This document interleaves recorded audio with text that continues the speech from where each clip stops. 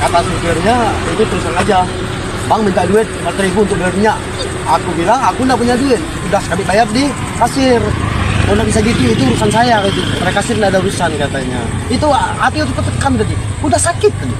Sebenarnya kalau aku udah sadar, apa tinju tadi. Tadi aku belum secara diri, masih tenang aku, sabar.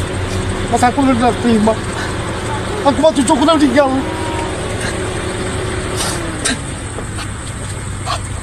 Habis itu dia minta, udahlah habis-habisnya minta 1 juta kata. Aku nggak punya duit, aku bilang, aku nelfon sepupu aku bilang datang, aku bilang ke sini. Habis itu sepupu aku Roni nelfon Pak Dewan. Ayo lo, Romi. Romi. habis itu nelfon, datanglah. Itu Pak Dewan di sini untuk menjelaskan bahwa sudah terbayar dikasih dan telepon Pak Dewan, jadi dia tidak percaya.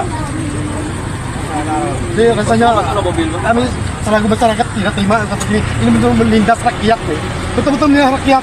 Kami tidak terima. Jangan terjadi seperti ini lagi lah, tolong. Kesian masyarakat lain.